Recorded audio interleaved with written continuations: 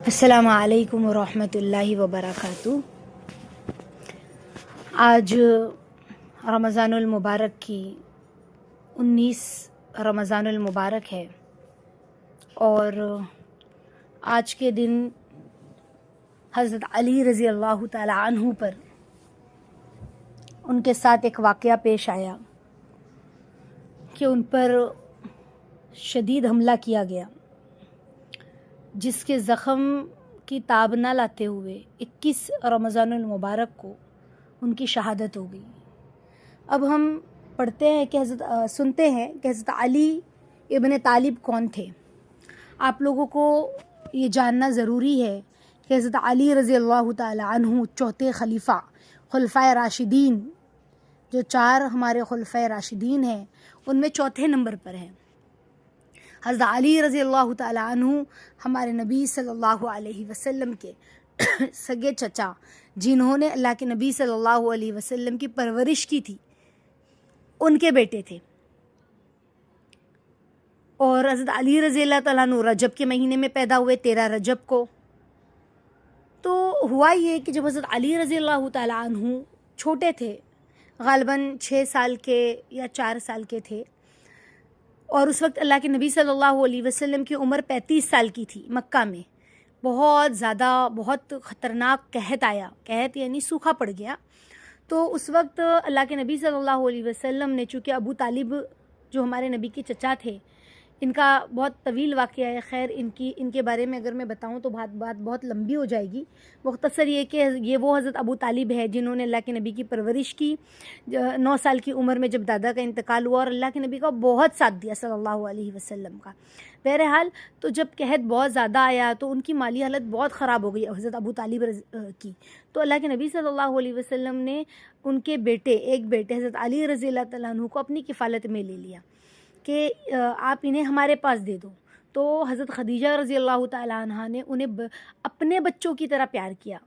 حضرت علی رضی اللہ تعالیٰ عنہ کی جو پرورش کی، بہت محبت سے، بہت پیار سے، اس طرح سے۔ تو اس طرح حضرت علی رضی اللہ تعالیٰ عنہ جو ہے وہ بچپن سے ہی اللہ کے نبی صلی اللہ علیہ وسلم کی نگرانی میں اور تربیت میں پروان چڑھے۔ حضرت علی اور ان کے ایمان لانے کا واقعہ سب سے پہلے بچوں میں ایمان قبول کرنے والے حضرت علی رضی اللہ تعالیٰ عنہ تھے۔ 10 سال کی عمر میں انہوں نے اسلام قبول کیا۔ ایک دن ہوا یہ واقعہ کچھ اس طرح ہے کہ انہوں نے حضرت خدیجہ رضی اللہ تعالیٰ عنہ کو اور اللہ کے نبی صلی اللہ علیہ وسلم کو نماز پڑھتے ہوئے دیکھا چپکے سے۔ تو گھر میں چپ کے نماز پڑھتے تھے، چونکہ اللہ کے نبی کو نبوت مل چکی تھی، اس وقت کی بات ہے یہ۔ تو انہوں نے پوچھا یہ کون سا دین ہے؟ تو اللہ کے نبی صلی اللہ علیہ وسلم نے کہا کہ اللہ کے نبی نے انہیں اسلام کی دعوت دی، اور انہیں کہا کہ میں اللہ کا نبی ہوں اور تم اللہ پر ایمان لے آؤ۔ سمجھ رہے؟ تو حضرت علی رضی اللہ تعالیٰ عنہ، چونکہ اللہ کے نبی نے اتنی پیار و محبت سے ان کا اخلاق، کردار اور ساری چیزیں انہوں نے بچپن سے اور وہ بہت ذہین بچے تھے ماشاءاللہ، تو انہوں نے دیکھی تھی، تو انہوں نے فوراً، حالانکہ 10 سال کے بچے ہیں، فوراً ایمان قبول کر لیا۔ سمجھ رہے ہیں؟ تو اب آپ سوچیں کہ حضرت علی رضی اللہ تعالیٰ عنہ کے بہت زیادہ فضائل آتے ہیں۔ حدیث میں آتا ہے، اللہ کے نبی صلی اللہ علیہ وسلم نے فرمایا حضرت علی رضی اللہ تعالیٰ عنہ کے بارے میں کہ میں علم کا شہر ہوں اور علی اس کا دروازہ۔ کتنی گہری بات ہے۔ یعنی حضرت علی رضی اللہ تعالیٰ عنہ، ایک جگہ کتاب میں واقعہ ملتا ہے کہ حضرت علی رضی اللہ تعالیٰ عنہ فرماتے ہیں جو میں جانتا ہوں اگر میں بتا دوں سب کو بتا دوں تو لوگ ایسی کہ کہتے ہیں راز کی، یا یوں کہہ لیں کہ اللہ رب العزت کی جو دنیا میں جو کچھ چیزیں ایسی ہے جو بہت گہری ہے، بہت پوشیدہ ہے، تو بہت گہرائی سے علی رضی اللہ تعالیٰ عنہ کے دل پر وہ بات اللہ نے کھولی بھی، جیسے اکثر اللہ والوں کے دلوں پر اللہ باتوں کو کھولتے ہیں۔ تو لیکن میں اس کو اگر بتا دوں تو لوگ یقین بھی نہ کریں، ایسا بھی کچھ اتنی نہیں گہری باتیں بھی حضرت علی رضی اللہ تعالیٰ عنہ کو علم تھا۔ تو بہرحال اللہ کے نبی صلی اللہ علیہ وسلم نے غزوہ تبوک میں کیا فرمایا کہ اللہ کے نبی نے حضرت علی رضی اللہ تعالیٰ عنہ کو فرمایا، اے علی، کیا تم اس بات پر راضی نہیں ہو کہ تمہیں مجھ سے وہی نسبت ہو جو ہارون کو موسیٰ علیہ السلام سے تھی، مگر میرے بعد کوئی نبی نہیں ہے۔ یہ بھی اللہ کے نبی نے آگے کہا صلی اللہ علیہ وسلم نے، یہ صحیح مسلم، صحیح بخاری کی حدیث ہے۔ اور ایک حدیث میں اللہ کے نبی صلی اللہ علیہ وسلم یوں بھی فرماتے ہیں، جب خیبر کا جنگ ہوئی، یہودیوں کے ساتھ ہی یہ جنگ ہوئی تھی، خیبر جو ہے وہ یہودیوں کا علاقہ تھا اور وہ بہت مالدار، یعنی وہ بہت مالدار، پہلے سے یہودیوں کے اندر بزنس کا بہت ٹرک تھا اور وہ لوگ بزنس میں بہت زیادہ مالدار تھے. تو وہ خیبر قلعے میں وہ لوگ اپنا مال چھپا چھپا کر رکھتے تھے، جمع کر کر کے رکھتے تھے، بہت درہم دینار سونے چاندی بہت کچھ چھپا تھا اس میں، اور وہ بہت مضبوط، یعنی اس کی حفاظت بھی اسی حساب سے بہت زیادہ ہوتی تھی. تو خیبر کا قلعہ فتح ہی نہیں ہو پا رہا تھا. تو ایک دن اللہ کے نبی صلی اللہ علیہ وسلم نے فرمایا کہ کل میں جھنڈا اس شخص کو دوں گا جو اللہ اور اس کے رسول سے محبت کرتا ہے اور اللہ اس کے رسول ان سے محبت کرتے ہیں صلی اللہ علیہ وسلم. تو پھر حضرت علی رضی اللہ تعالیٰ عنہ کی آنکھ میں جو ہے درد بھی تھا اس وقت، تو کہا کہ یا نبی اللہ میری آنکھ میں درد ہے.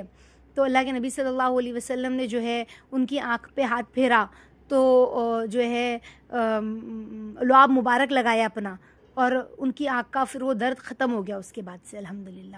بہرحال پھر ہم اکثر پڑھتے ہیں نا کہ انہوں نے خیبر کا دروازہ اکیلے اکھاڑ دیا، تو مطلب انہوں نے اس طرح فتح کیا حضرت علی رضی اللہ تعالیٰ عنہ نے خیبر کو.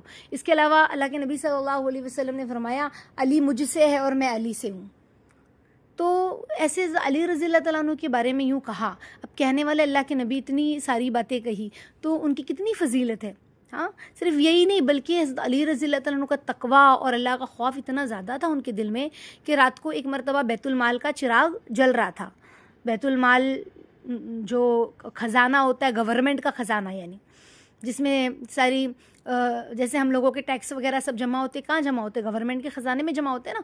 پھر اس خزانے سے لوگوں کی مدد کرنا، گورنمنٹ جو بھی کام کرتی ہے. بہرحال اسلامک اس میں اس کو بیت المال کہتے ہیں، سمجھ رہے؟ اسلامی نظام میں تو وہ جو بیت المال تھا تو وہ چونکہ وہ جو کام کر رہے تھے وہ حکومت کا کچھ کام کر رہے تھے، اسی لیے بیت المال کا چراغ انہوں نے وہ چراغ جلایا تھا. سمجھ رہے؟ حکومت کا کام جو انسان کرے گا تو حکومت جیسے آفس میں بیٹھا ہے تو ظاہر سی بات ہے آفس کی ہی لائٹ کو استعمال کرے گا نا، بجلی کو استعمال کرے گا. لیکن کوئی شخص یہ سوچے کہ بھئی میں آفس کی تار اپنے گھر میں جا کے جوڑ دوں تو ساری بل آفس میں آئے، تو پھر یہ تو گناہ کی بات ہو جائے گی نا.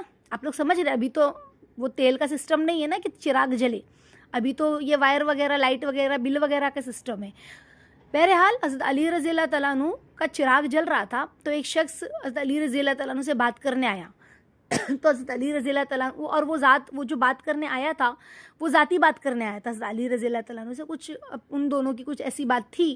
تو حضرت علی رضی اللہ تعالیٰ عنہ نے چراغ بجھا دیا اور کیا فرمایا یہ بیت المال کا چراغ ہے، اور میں جو تم سے ہم دو جو بات کرنے والے وہ اپنی ذاتی بات کے لیے بات کرنے والے ہیں نا، تو بیت المال کا چراغ اس کے لیے میں استعمال نہیں کر سکتا. یعنی آپ سوچیں کہ اللہ کا خوف کتنا تھا اور امانت داری کتنی تھی، کتنی امانت داری تھی. آج ہے ہمارے اندر وہ امانت داری؟ ہم بھی تو اب ہم کہہ کہ نہیں ہم تو کسی کا مال نہیں لیتے، ہم تو یہ نہیں کرتے، ہم تو وہ نہیں کرتے.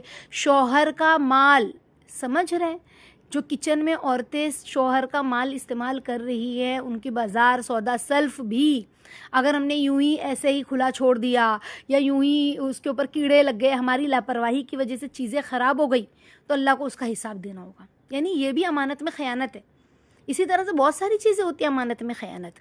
بہرحال اگر ہم اس پر جائیں گے تو بات بہت لمبی ہو جائے گی. مختصر یہ کہ ایک مرتبہ جنگ کے دوران ایک شخص کو حضرت علی رضی اللہ تعالیٰ نے گرا دیا.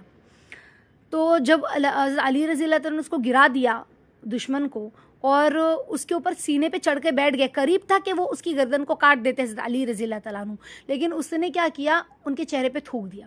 تو حضرت علی رضی اللہ تعالیٰ عنہ نے فوراً اس شخص کو چھوڑ دیا اور کہا میں پہلے اللہ کے لیے لڑ رہا تھا، اب اگر میں نے تجھے قتل کیا نا تو یہ قتل کرنا مجھے جو تو نے ابھی تھوکا ہے نا میرے منہ پہ تو مجھے اور تیش اور غصہ آیا ہے، تو کہیں ایسا نہ ہو کہ اس میں میرا غصہ شامل ہو جائے.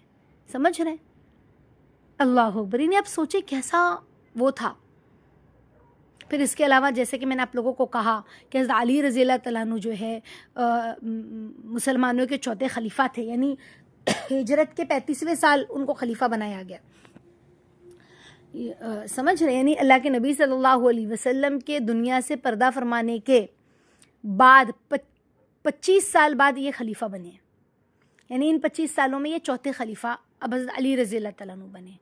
اور ان کے دور میں بہت بڑی بڑی جنگیں ہوئی ہے. اس کی تفصیل انشاءاللہ پھر کبھی بتائیں گے. جنگ جمل ہے, جنگ صفین ہے, اور خوارجوں کا فتنہ ہے. یہ بہت مطلب یعنی یہ دور حضرت علی رضی اللہ تعالیٰ عنہ کا ایک دم فتنوں کا دور تھا, سمجھ رہے ہیں. یہ تو حضرت عثمان رضی اللہ تعالیٰ عنہ کے دور سے ہی فتنے شروع ہو گئے تھے. جو اندر جو خوارج ہے, جو کیا کہنا چاہیے یہودی قسم کے لوگ تھے, انہوں نے جس نے حضرت عثمان رضی اللہ تعالیٰ عنہ کو شہید کیا, پھر اسی طرح سے حضرت علی رضی اللہ تعالیٰ عنہ کا وہی لوگوں نے شہید کیا, سمجھ رہے ہیں, ایسے ہی لوگوں نے کیا ہے شہید. تو ہوا یہ ان کی شہادت میں سازش شامل تھی. یعنی خوارج کے 3 افرادوں نے سازش کی, 3 بڑے رہنماؤں کو قتل کریں اس طرح سے. ایک تو حضرت علی رضی اللہ تعالیٰ عنہ, حضرت معاویہ رضی اللہ تعالیٰ عنہ, اور عمرو بن عاص رضی اللہ تعالیٰ عنہ, سمجھ رہے ہیں. تو حضرت علی رضی اللہ تعالیٰ عنہ کو قتل کرنے کی ذمہ داری جو ہے اس میں سے ایک شخص نے لی. اس کا نام کیا تھا؟ عبد الرحمن ابن ملجم. یہ بدبخت تھا.